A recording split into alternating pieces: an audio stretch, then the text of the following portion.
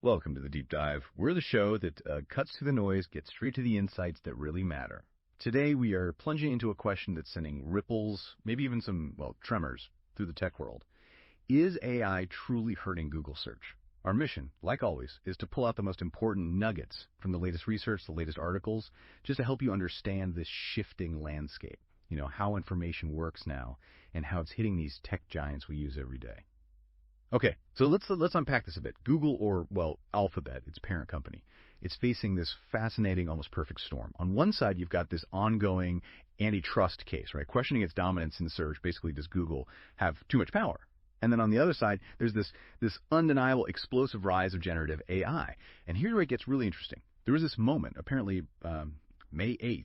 It must have sent shivers down spines at Alphabet. They were anxiously watching because Apple, it seems, switched its default search engine in Safari from Google to DuckDuckGo.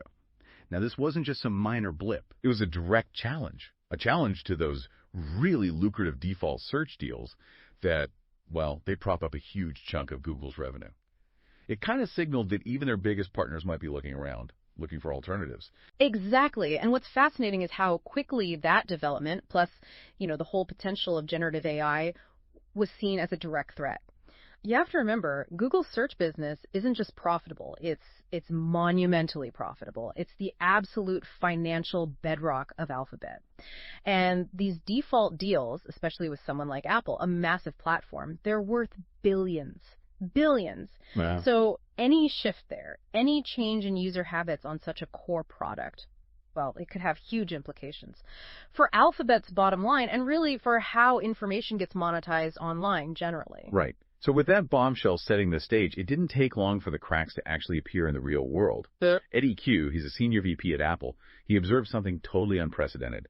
For the first time in, 2 decades, the volume of Google searches on Safari declined. Declined, yeah, after 20 years of growth. And he pointed the finger directly at AI, people starting to use AI tools for information instead of, the old Google search bar. And the market reaction. Oh, swift. Brutal, even. After their earnings report, Alphabet's stock dropped as much as 9% during the day's trading, partly because of these AI concerns.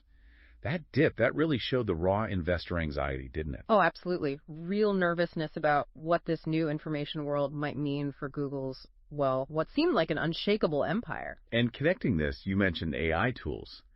It became clear pretty fast that OpenAI's ChatGPT wasn't just some cool new tech toy. No, it became a major force quick. Yeah, similar web data showed its usage growing over 1,200% year over year, just massive growth. And that jump, especially right after it debuted publicly, it correlated directly with a small, but a noticeable decline in Google's own web browser search volume. So not just a hypothetical threat anymore. Nope. The numbers actually started to move in Google's core business. And it wasn't just OpenAI directly, was it? Microsoft jumped in. Right, Microsoft, Google's old rival in search, kind of the eternal underdog. They used ChatGPT to give Bing a serious shot in the arm. Mm-hmm. And Bing started making market share gains we haven't seen in, decades probably. Which really signals a broader shift, doesn't it? Users might actually be willing to try alternatives if the tech is compelling. And that raises another important point. It's not just about AI chatbots replacing search boxes. We're seeing another pretty significant shift which adds to Google's challenges. It's younger people, specifically the 18 to 24 group. Ah, interesting. What are they doing?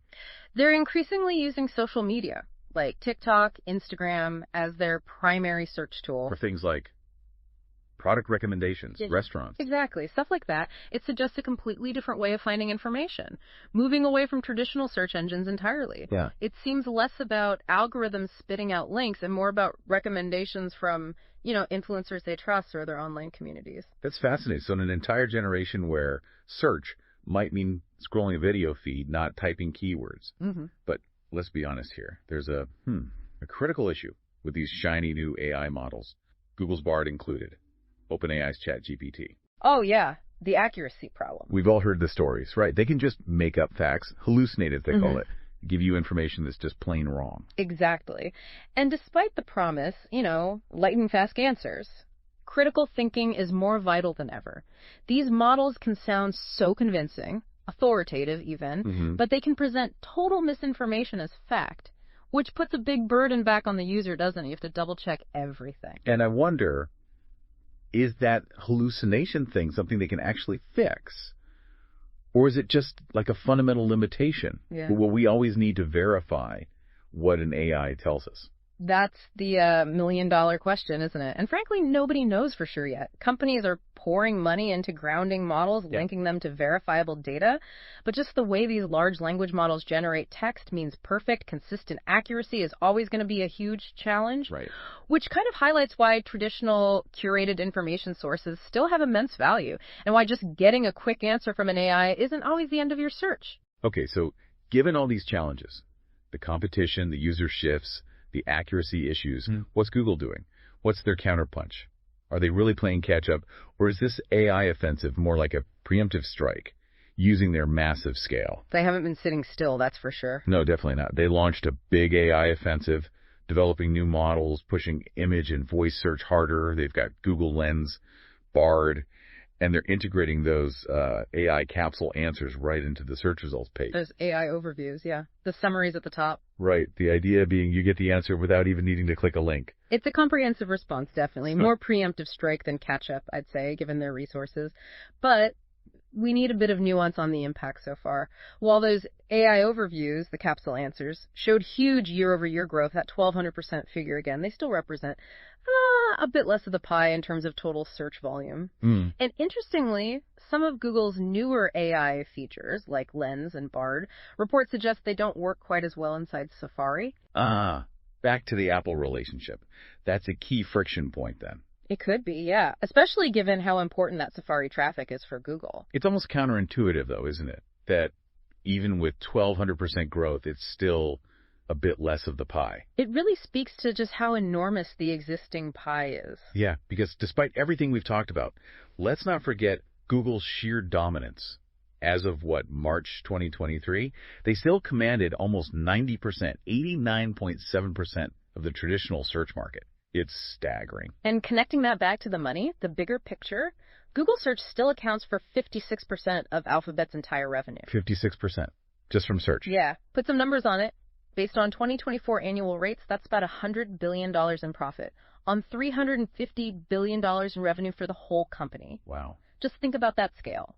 That one product, Google Search, makes profits equivalent to what many entire Fortune 500 companies earn in total revenue. Okay, that really puts it in perspective. It really underscores why it's so foundational to Alphabet and why any threat, any perceived threat, is taken so incredibly seriously. However, there are some, let's say, concerning signs under the surface. Even with that dominance, Google's search revenues, they grew 7% in the first quarter, which sounds okay, but it's less than half the growth rate they saw in 2022 and 2023. A definite slowdown then. Yeah.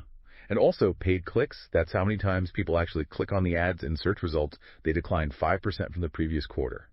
And the cost per click, how much advertisers are paying Google for each click, that fell 4%. Ooh, those are critical metrics. Paid clicks and cost per click falling simultaneously. Yep. That's not ideal for their core ad business. No, it directly hits their advertising revenue. It could indicate advertisers are maybe finding less value or perhaps shifting some spend somewhere else. So wrapping this up, what does this all mean for you listening, for Google itself? Well, Google is definitely adapting. It's still dominant, no question. But that slowing growth in key areas like paid clicks, it signals real challenges to its core advertising model, and therefore its overall profitability. The search giant, while it certainly has time, it has the resources to figure things out, integrate AI more deeply, but you can almost hear the clock ticking, can't you? There's pressure to innovate, to prove they're still essential.